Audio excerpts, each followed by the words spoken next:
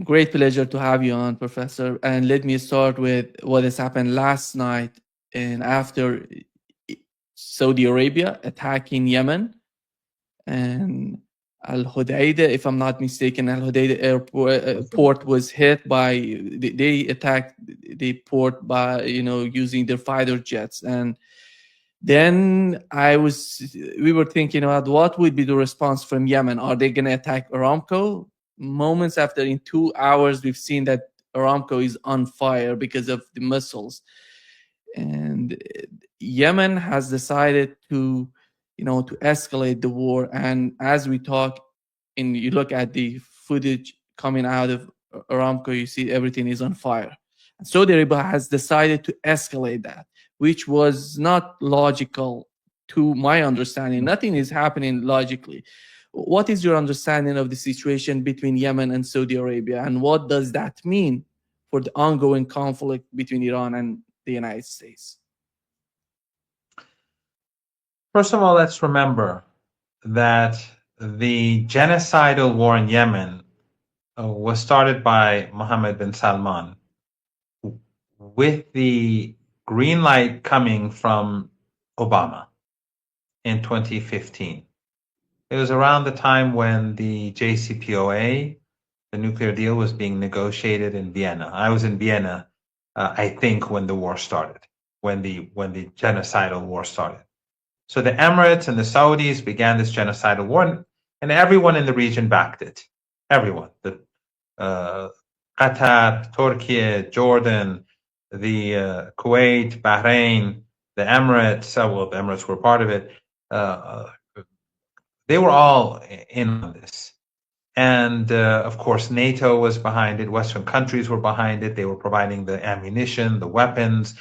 Western advisors were keeping the Saudi Air Force in the air. They were bombing Yemen day and night. U.S. ships were patrolling the Red Sea, preventing food from getting in. They starved the people of Yemen. It is said that hundreds of thousands of people died, and many, many died of starvation. Very similar to what we see in Gaza. But back then, there was very little sympathy for Yemen, because back then, Al Jazeera was supporting the genocide. Al Arabiya was supporting the genocide. So, and the Western media, the Arabic media, they were all supporting genocide in Yemen. So, when you see Al Jazeera pretending to care about the Palestinians, it's not because they're moral. I mean, they're good people in Al Jazeera, journalists and decent people who work in Qatar. I don't reject that at all. But Al Jazeera itself, its policy was to support the genocide. In fact, I was invited on twice at Al Jazeera, and on Inside Story, and I hit very hard, and then I was banned on Al Jazeera for a very long period of time. They wouldn't invite me again. The same thing happened over Syria. I was invited a few times over Syria, then they stopped. Then it's a long story. I'll tell you about it later. But how I found out that I was banned over Syria, very funny story. But anyway, so they all, the West, the collective West, came to destroy the revolutionaries in Yemen, and because of the Saudi and Emirati money and clout, they were able to get a UN Security Council resolution which stated that the former regime, even though it was overthrown and completely unpopular, that was the internationally recognized government.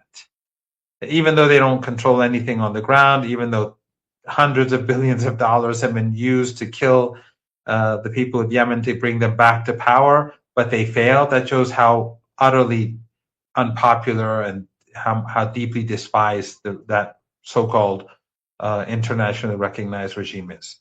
So this genocide went for a long time, and once an American, former American official, or I think officer, he said that he was on a ship in the Red Sea, on a naval ship, a U.S. naval ship, and they stopped this boat, and they checked it, and it was full of medicine that was being smuggled into Yemen. And they took all the medicine and dumped it into the sea. That's what the Americans and the Saudis and the Emiratis and the Australians and the New Zealanders and the Canadians and the Europeans and the Qataris and Erdogan and King Abdullah, and that's what everyone was supporting. So gradually, Yemen resisted, and heroic resistance. And gradually, they began to develop their own technology. And I'm sure the Iranians helped, but Yemen is full of smart people, educated people. Before it was a country like others. Afghanistan, when you see how terrible the situation is there, we should all remember that Afghanistan, before the Soviet invasion and before the Americans began their dirty war there, creating the Al-Qaeda and the Takfiri groups in the 1980s with the Saudis and so on, it was a country that that was not doing bad compared to other countries in this part of the world. And Yemen too had universities, it had an educated class, it has so now. So they, and definitely with Iranian support, began to develop their own defense industry, which included drones and missiles. So gradually, Yemeni drones and missiles began to strike Saudi oil installations, and they hit them very hard, and that led to the ceasefire. That led to the end of the fighting between Yemen and Saudi Arabia. So the Saudis were forced to submit after years of genocidal war that the West supported. So this is not their first genocide the West has carried out in our part of the world, and that was Obama's genocide. And of course, Trump continued the genocide, but it was started by Obama. So, having said that, after the ceasefire, they kept the siege on Yemen, and in recent years they made it worse. And the Yemenis were becoming increasingly angry about the targeting of women and children and the way in which and of course Western media doesn't care, just like they don't care about the children of Gaza. They don't care about, every day they're slaughtering people. And yesterday in the West Bank, they killed lots of Palestinians, and these Zionist thugs have been roaming around the West Bank, killing people and stealing land and terrorizing the indigenous Palestinian population. But you won't hear that in the Western media. So then, after Ayatollah Khamenei was martyred, and then the funeral was planned, and the date was declared for his funeral, the Iranians sent a passenger plane, an ordinary passenger plane with an ordinary crew, men and women, to bring in the people of the Yemeni delegation. And when apparently the Saudi Air Force harassed or tried to approach the Yemeni airport. Anti-aircraft systems forced them away. The Iranian plane landed. They brought in the delegation, plus some ill Yemeni people who couldn't be treated in Yemeni hospitals. They were brought to Iran. And then after the funeral, the delegation went back to Yemen on another commercial flight, a civilian aircraft. It was approaching Yemeni airport, and then the Saudis bombed the airport, putting the Iranian plane and crew and the passengers at risk. The Iranians were outraged, but this was an act of war against Yemen. And then, of course, the Yemeni armed forces responded. Ansarullah responded, and then we saw last night again the Saudis bomb Al-Hudaydah, and Yemen ultimately carried out a major strike last night with many missiles and drones on key U.S. too, but key Saudi assets in oil assets and oil installations. So, and apparently the Saudis have just carried out airstrikes in the border area, which will probably result in further Yemeni counterstrikes. So this is a huge escalation. I personally think that the Saudis were utterly foolish to bring about this situation. I mean, striking the airport at this time when the Strait of Hormuz is closed, and carrying out an active war against the people of Yemen when the Yemeni people are sick and tired of the siege. Uh, they gave them an excuse and every right to strike back, and it's the best time possible for Yemen because the Saudis they can't export their oil through the Persian Gulf. They can't, or the Strait of Hormuz. They can't import or export from through the Strait of Hormuz. So they're completely dependent on the Red Sea, and that makes the Red Sea for the Saudis much more important, and thus it makes Saudi Arabia vulnerable, very vulnerable to Ansarullah. And we've seen Ansarullah strike 3 naval ships already, 3 tankers already, which is a part of the blockade that they started after the strikes on Yemen. So I don't know why Saudi Arabia is doing this. They have much more to lose than Yemen, because if Yemen continues to strike Saudi oil installations and refineries and petrochemical plants, Saudi Arabia will be forced to its knees. Yeah.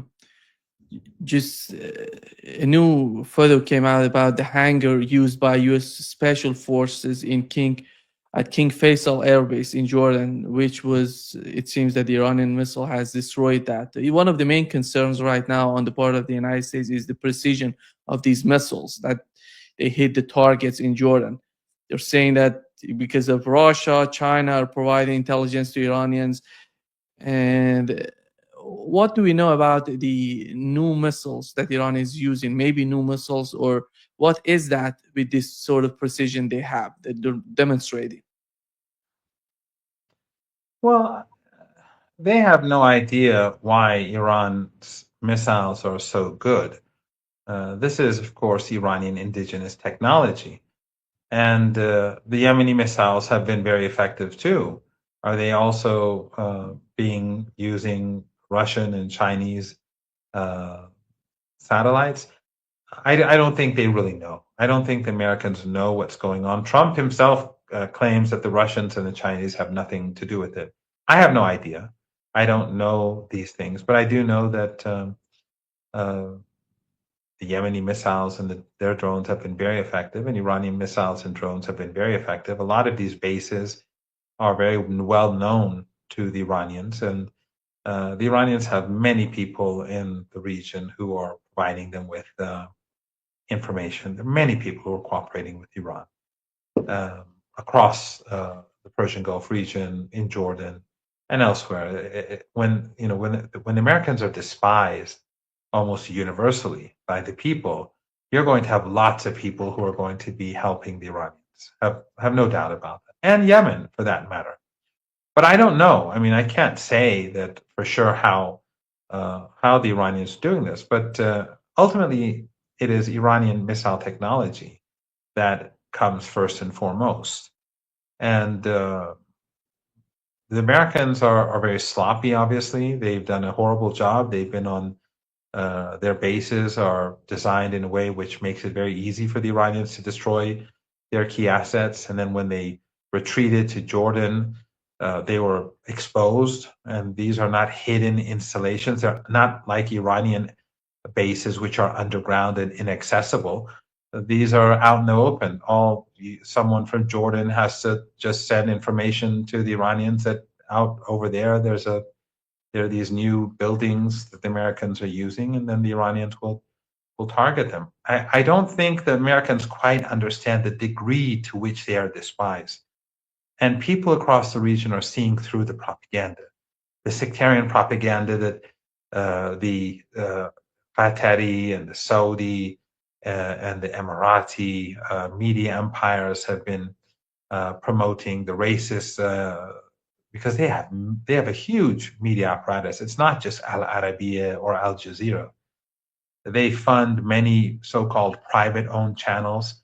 Many of them are based in the West, and I think people know. I mean, they have so-called religious channels that are Wahhabi or Salafi and Takfiri They have all sorts of media outlets, online Telegram channels, and of course they have uh, many troll farms uh, that are used to. But people are seeing through all this now. It doesn't work anymore. We've seen a lot of footage of people cheering on when the missiles were striking U.S. bases in Jordan. These are Jordanians. We see that across the region and across the world. So I don't think it's all that difficult for the Iranians to get the sort of information that they need, and they've been preparing themselves. When they've been preparing themselves for decades and building these underground bases and building these missiles and drones, I think they were probably also building up their networks for intelligence gathering as well.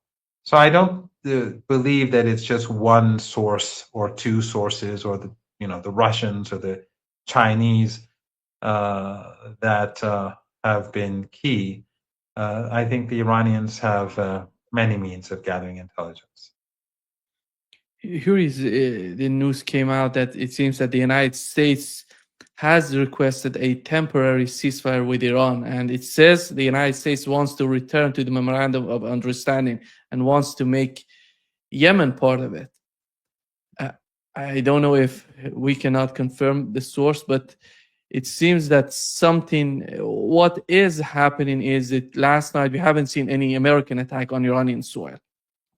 That the other point was the Iranian fighter jets were patrolling the border between Iran and Iraq. This was what was happening last night. And then this news came out. What is the situation between Iran and the United States as we talk? Well, there's talk that the United States is going to carry out a major assault on Iran. And while I personally didn't think it was going to happen last night, but for a number of reasons, but some credible friends thought that would happen. The Americans, I think, know that Iran is not going to back down. I think they comprehend this. They're not very smart. Those who are in power, not ordinary Americans. Ordinary Americans, like everyone else, they're awake and they know what's going on. But these people are not very smart. They're not very intelligent. I mean, Hegseth. I mean, all you have to do is just, or the Secretary of State, or Kushner. And these are not people who seem very intelligent, nor there are other people around them, I'm sure. But I think they do, though, comprehend that the Iranians are not afraid and intimidated. So if the Americans carry out a heavy strike using everything they have, the Iranians will counterstrike using everything they have. And they'll destroy all the infrastructure in the Persian Gulf region. And that will be the end of the global economy.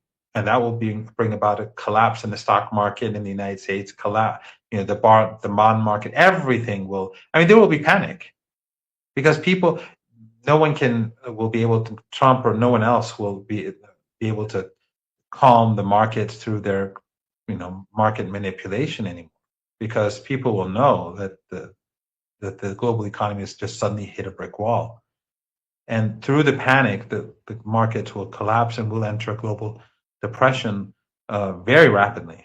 So, and they should have known this, because during the 40-day war, when Trump kept saying, I'm going to obliterate Iran, I'm going to wipe it off the map, I'm going to send them back to the Stone Age, Iran did not budge.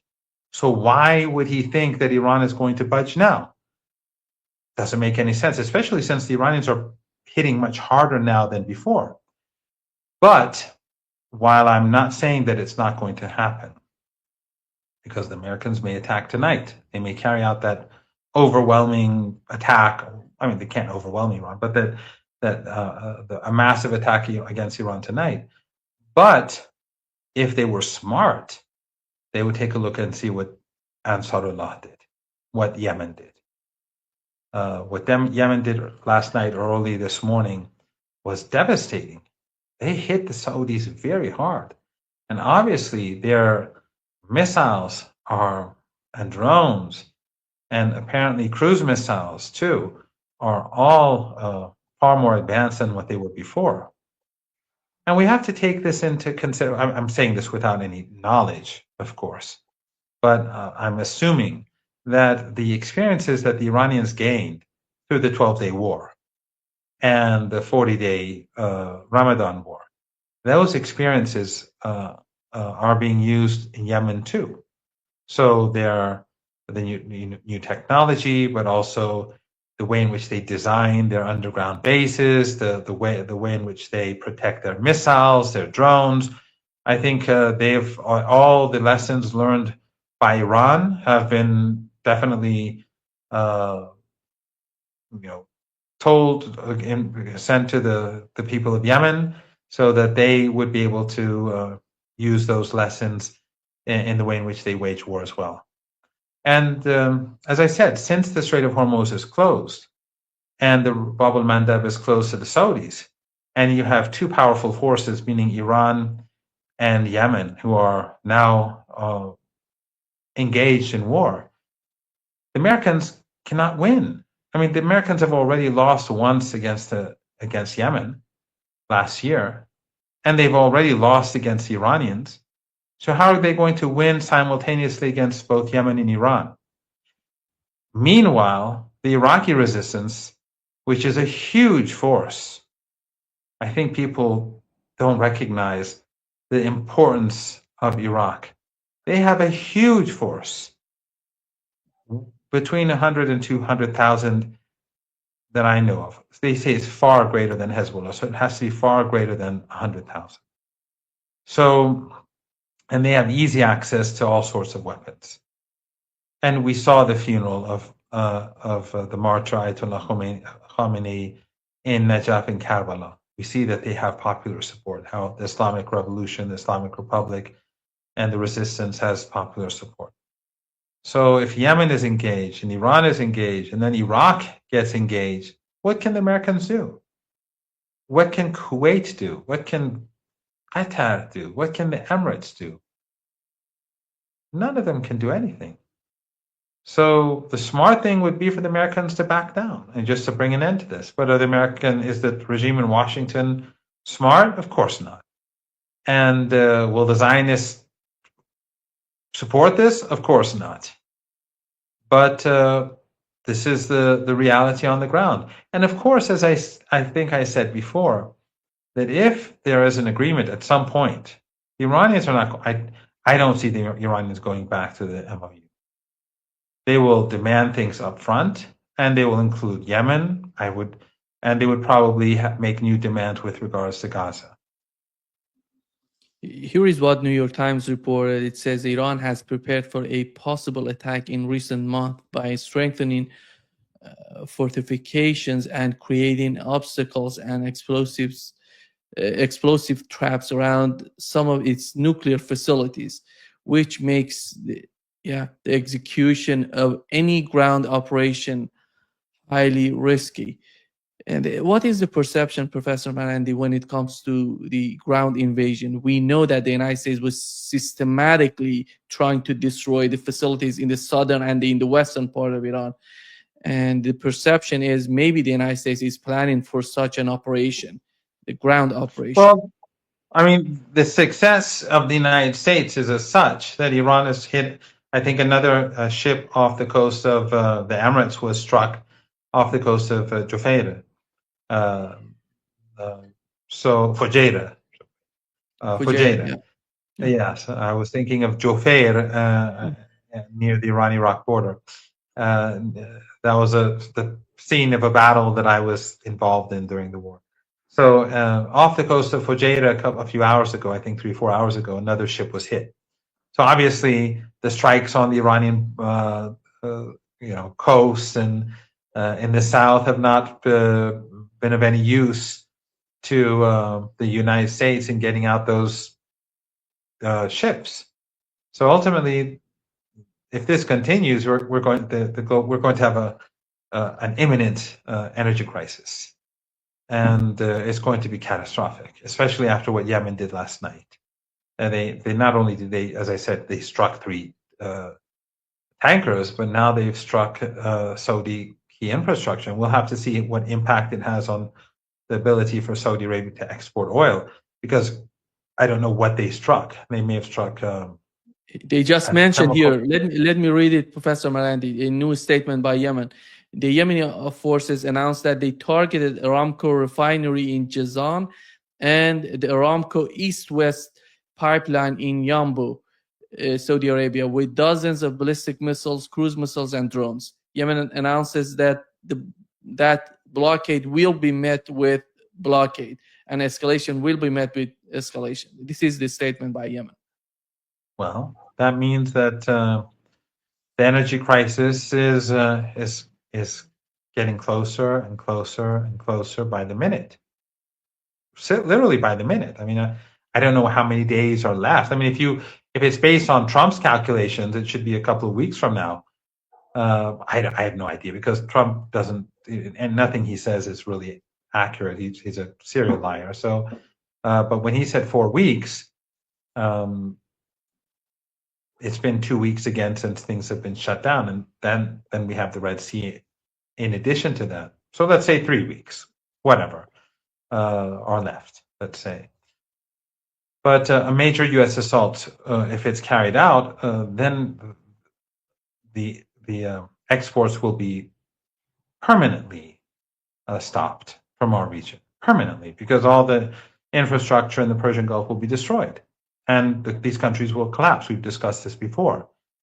They can't survive in deserts without electricity and desalination plants, and if their oil and gas infrastructure is destroyed, there's no reason to stay there anymore. So the Americans recognize this, and now after what Yemen has done, and Yemen obviously can continue these assaults on Saudi installations, and so can Iran. So why would the United States want to continue with this? That doesn't mean it won't. The United States may start waging a war against Yemen and Iran. It's possible, but it will fail. And we've discussed this before. If they want to carry out a land operation, that's what the Iranians want. During the Ramadan war, we discussed this on your show multiple times. The Iranians back then wanted a land invasion. And if anyone thinks that the Iranians are not prepared for a land invasion, they should go and take a look at footage of the underground missile bases. They've been prepared. This is nothing new. And so I think without a doubt are fully prepared. And as I said, these people who I speak with, they want the Americans to attack. Let's say the Americans take some island. Let's say Khark Island, which they keep talking about. How does that hurt Iran? Right now there's a siege, so Iran can't export. So it's not using Khark Island to export. So let's say the Americans send in a couple of thousand troops and occupy Khark Island, and a few thousand troops to take over a couple of other islands and have take a piece of the mainland. The Iranian ground forces will start coming in. They are specialized forces. They have their own drones and their rockets. They will start striking the Americans right off their coast or right in front of them on the mainland. So it makes it much easier to kill Americans. And then the top priority for the Americans will be logistics. In the summer of the Persian Gulf, the water is going to be very difficult for them to manage. The taking water for their soldiers and of course their equipment not breaking down in the humidity and the heat.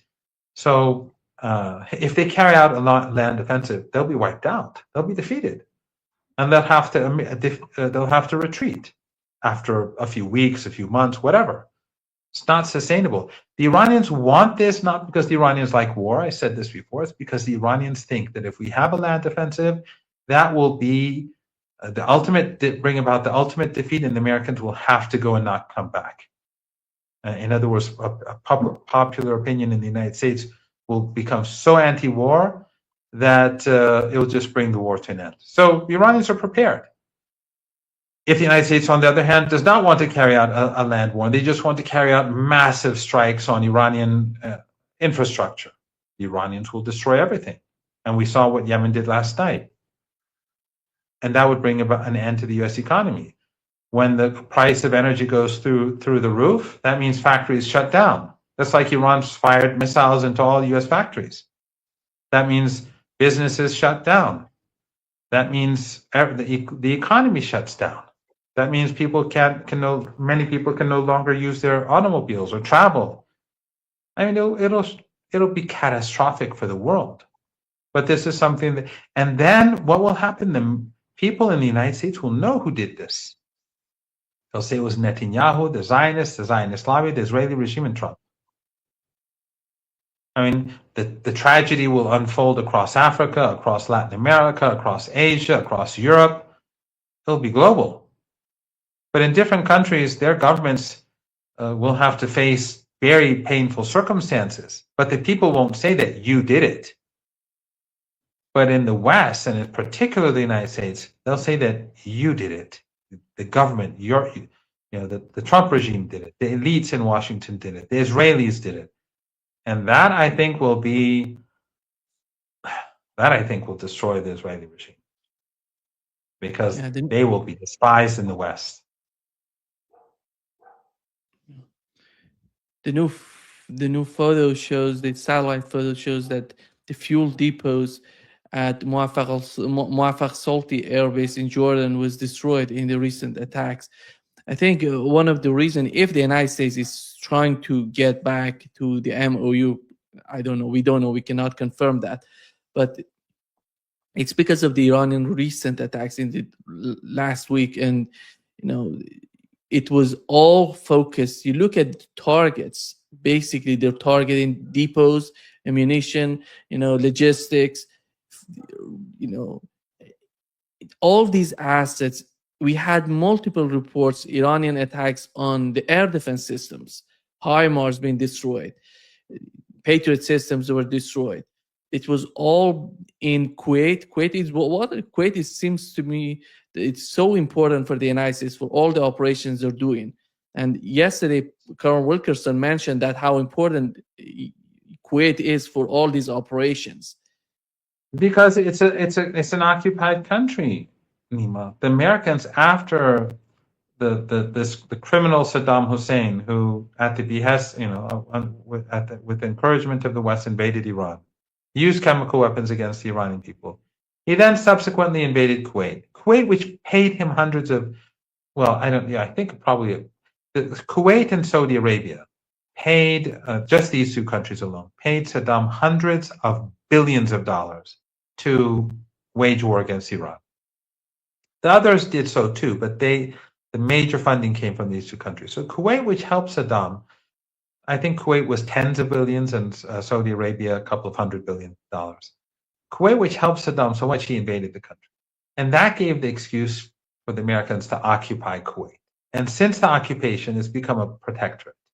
They have multiple bases there, and they have the bases, from what I've told, are huge, and they have all sorts of equipment. It is, and so the Iranians keep destroying different parts of the base of the bases, but they're massive, and so Kuwait is a center for the United States, and of course Bahrain too. All these regimes are complicit, but Kuwait in particular is where the Americans store huge quantities of equipment and ammunition and that sort of thing. Yeah, the HIMARS missiles are often are fired from Kuwait, often into Khuzestan, into cities which your relatives live and your acquaintances live, and where you go to, where you went to recently. They're struck from Kuwait. Yeah, they're mostly focused, looking at multiple cities were hit by these HIMARS in Khuzestan. I assume the United States is using those HIMARS, but in the southern, it's basically they're using fighter jets. But in the western, they're using HIMARS and these systems to hit the targets in the western part of Iran. And when you look at the Iranian targets, it seems Iran is so much focused on Kuwait. 70% of the attacks targets are in Kuwait. Then Bahrain and Jordan.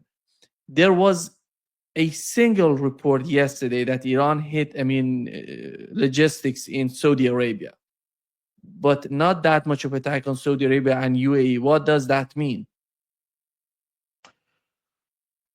Well, I can't say with certainty. I don't have details. I do know that Iran had some uh, negotiations with Saudi Arabia, with the Emirates, with Qatar, which had some results.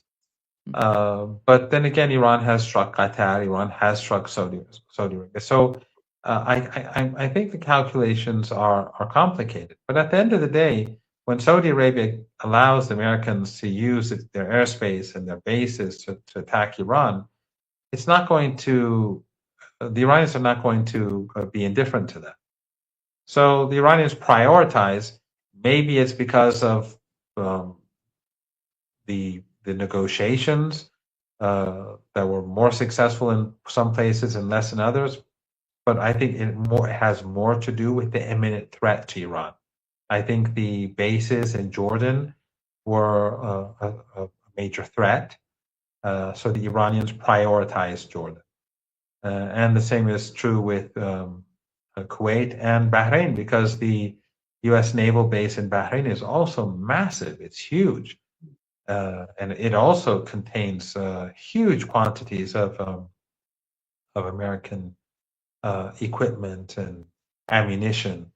So, I think it's probably multiple issues, but I have no doubt that if the United States intensifies the war, if it escalates, if it starts striking bridges, and I mean, so far the Iranians, ever since Trump made his threat that for every ship they're going to strike a bridge or a power plant, so far the Iranians have struck two, and the Americans have not responded. And since last night, the Americans have not been, they've gone quiet. Now, why? I don't know. That remains to be seen. But they may carry out a massive operation, and they may not. I just don't know. But I'm sure. I'm sure, though. I know that messages are going back and I know that that the messages that Americans have obviously said things through the delegations that have visited Iran. But of course, as the Iraqi Prime Minister's office said, that the New York Times report was nonsense. But definitely, messages are going back. The Americans are pushing hard to have communications with Iran. But the problem is, of course, Trump's ego and the Zionists. They're fighting the war to the last interceptor. And it seems that the footage yesterday came out, there is no interceptor going to hit the Iranian missile that was supposed to hit a target in Bahrain, for example. And you see the Patriot system trying to hit the missile, Iranian missile failed and hit the neighborhood instead of hitting the Iranian missile. There is no, I think what is obvious for us that are watching this footage and photos coming out of the region, it seems that the United States has depleted the air defense system. The air defense system is not working properly anymore. That is one of the problems for all GCC countries right now.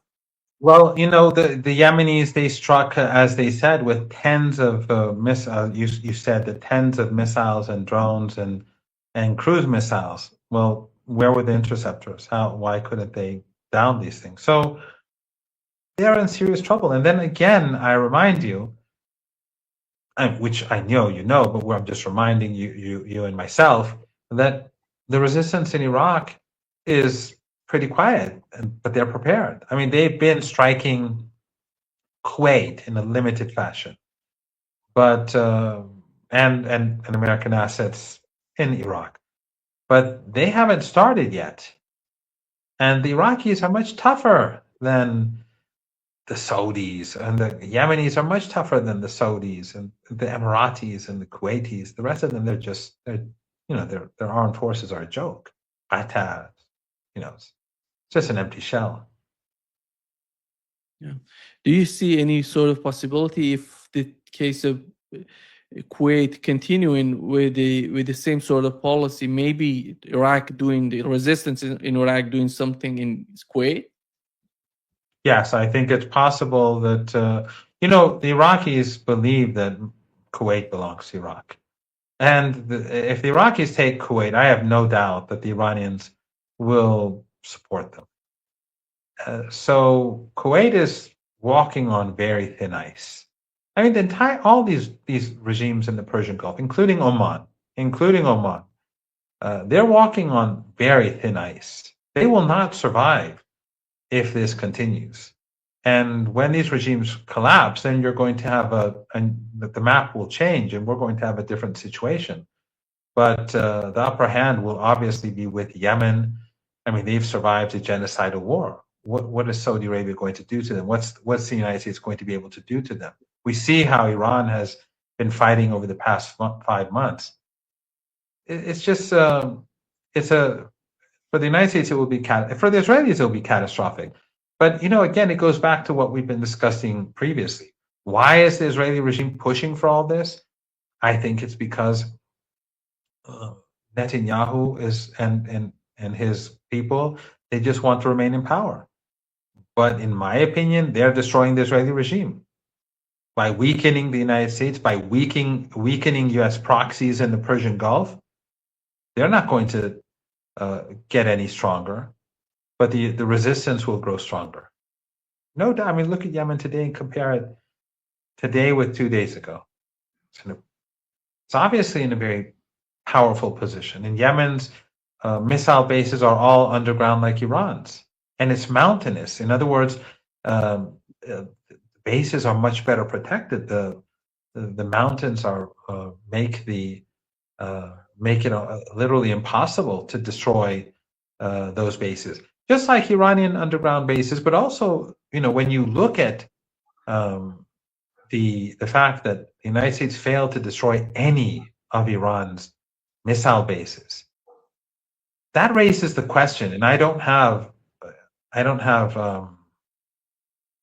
I'm not privy to secret information in Iran, but Iran's nuclear installations, which were bombed, those that were deep underground, why should we believe that they were destroyed? I mean, the head of the U.S. Defense Intelligence Agency was fired when he basically rejected Trump's claim that they were obliterated. But when all the Iranian missile bases and drone bases and underground factories are intact, why should we believe that the nuclear installations are destroyed?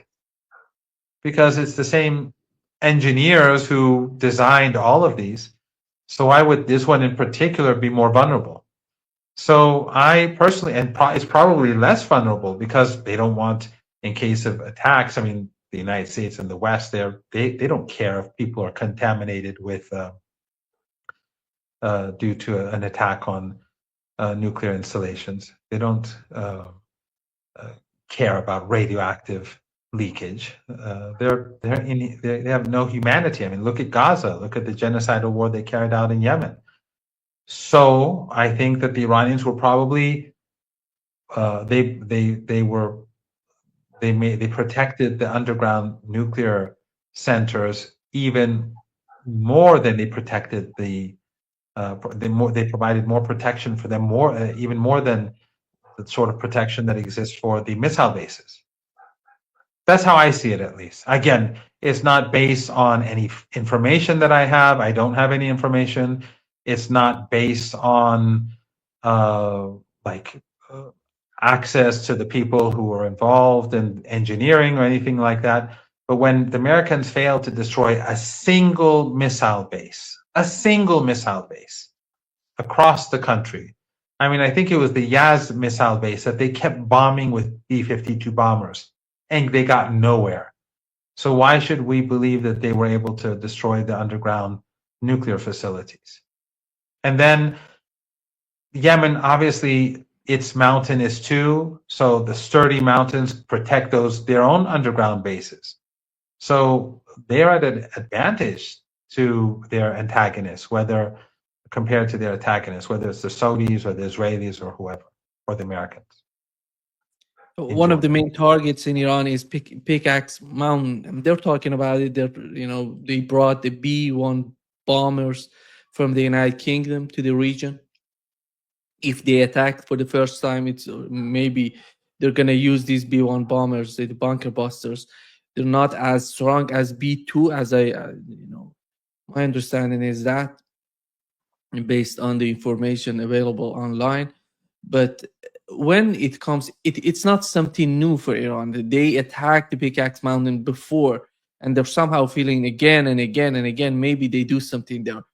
And what do we know about the latest attacks on the Pickaxe Mountain, and how effective was that? Because that could be helpful for them for the next round of attacks. And what is the perception on the part of Iranian and the capabilities of the United States to hit that?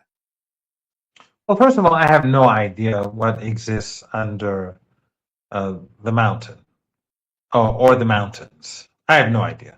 But two things. One is, this again shows how the West lies and how they're completely dishonest. If, as Trump claimed, the Iranian nuclear program was obliterated and that it will not be able to revive for years, then why, after such a short period of time, are the Israelis now saying that the installations are under this mountain? So they're just lying. They were lying then, and therefore you can assume that they're lying now. But beyond that, regardless of what exists under there, or whether perhaps nothing exists under there, I don't know. I mean, it's not my my area of expertise, and again, I'm not privy to that sort of information. But the Iranians have already said, you strike this mountain and you will get a very severe response across the region. Iran has said very openly that the critical infrastructure of the regimes that are complicit in this war, that enabled this war, that have Iranian blood on their hands, Saudi Arabia, Kuwait, Bahrain, Qatar, the Emirates, Oman perhaps, Jordan maybe, that they will be punished. And look at what Yemen did last night and this morning. So if that's what the Americans want to do, they will. If there is something underneath, I doubt they'll be able to destroy it. I doubt they were able to destroy the installations that they bombed in the three nuclear installations that they bombed, based on the fact that they couldn't destroy any of the missile cities and the drone cities and the cities with Iranian military speedboats and so on. So it's just going to create further devastation, and Iran is not going to be intimidated. Iran is not going to back down.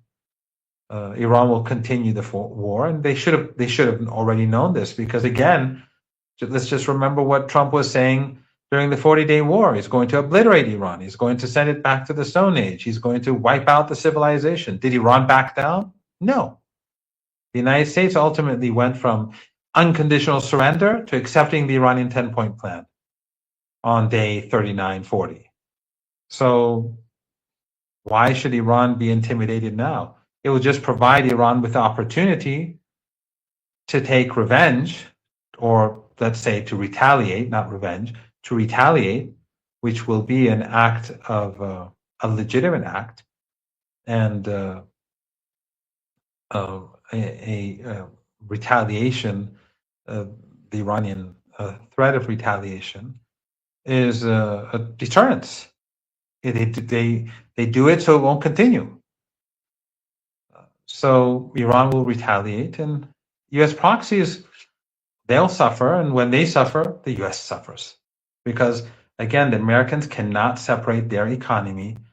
I mean, someone said, a couple of people I respect have been saying that the Americans want to destroy the oil and gas installations in our region so that they can have a monopoly. Doesn't make sense. I mean, yes, true, some billionaires in the United States will be making huge amounts of money, but the U.S. economy will crash, and consumers will suffer the consequences.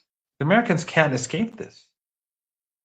So I don't I don't see this as some plan by the United States to have control, because if the US economy collapses, I think that will lead to instability in the United States, and people will be angry and they'll know who caused it.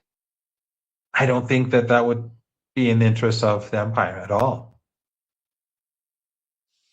Here is what Zelensky posted. He said Ukraine continues applying long-range sanctions in response to Russian strikes. Last night, the warriors of our defense forces hit targets across different regions of Russia that are fueling this war. In some part, it mentions that we also achieved a very strong results with long-range strikes in the Caspian Sea, including vessels used in military cargo shipments involving Iran, and as well as a warship.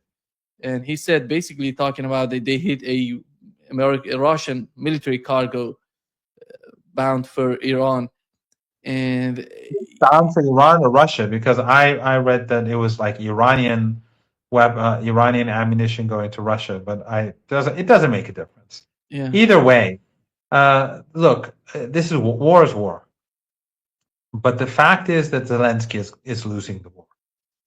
And they can hurt Russia.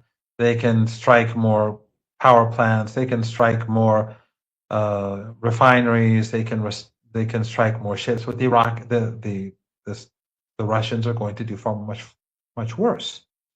And this is draining the European economies. It's Ukraine is going to go downhill. True, Russia suffers, but Ukraine is going to lose.